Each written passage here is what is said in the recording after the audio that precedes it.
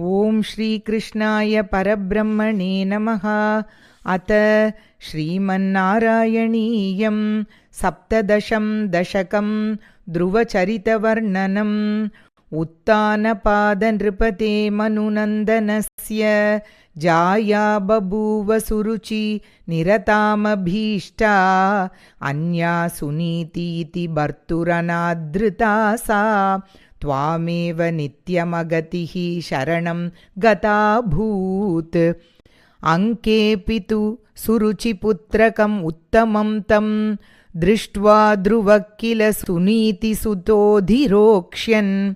आचिक्षिपे किल शिशुः सुतरां सुरुच्या दुःसन्त्यजा खलु भवद्विमुखै असूया।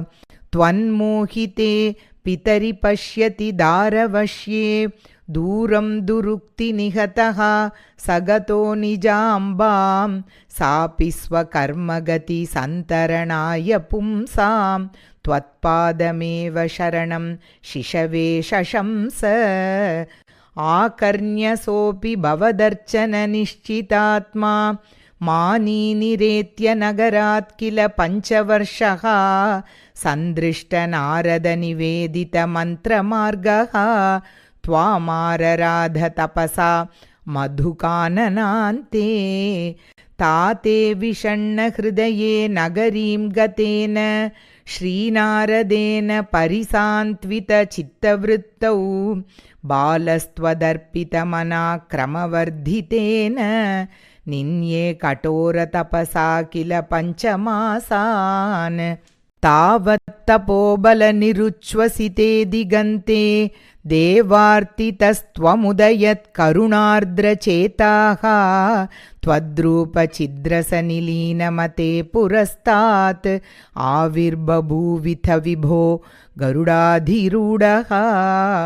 त्वद्दर्शनप्रमदभारतरङ्गितं तं दृग्भ्यां निमग्नमिव रूपरसायने ते। तुष्टूषमाणमवगम्य कपोलदेशे संस्पृष्टवानसिदरेण तथादरेण। तावद्विबोधविमलं प्रणुवन्तमेनम् आभाषतास्त्वमवगम्य तदीयभावं। राज्यं चिरं समनुभूय भजस्व भूयः सर्वोत्तरं ध्रुवपदं विनिवृत्तिहीनम्। इत्यूचुषी त्वयि गते नृपनन्दनासौ आनन्दिता किल जनो नगरीम् उपेतः। रेमे चिरं भवदनुग्रहपूर्णकामः ताते गते च वनमादृतराज्यभारः। यक्षेण देवनिहते पुनरुत्तमेऽस्मिन् यक्षैः स युद्धनिरतो विरतो मनूक्त्या। शान्त्या प्रसन्नहृदयात् धनधातुपेतात् त्वद्भक्तिमेव सुदृढाम् अवृणोन् महात्मा। अन्ते भवत्पुरुषनीतविमानयातो मात्रा समं ध्रुवपदे मुदितोऽयमास्ते। एवं स्वभृत्यजनपालनलीलधीस्त्वं वातालयाधिपनिरुन्धिममामयौघान्। अथ श्रीमन्नारायणीये सप्तदशं दशकं समाप्तं। श्रीहरये नमः। रमारमण गोविन्द गोविन्द। श्रीकृष्णार्पणमस्तु।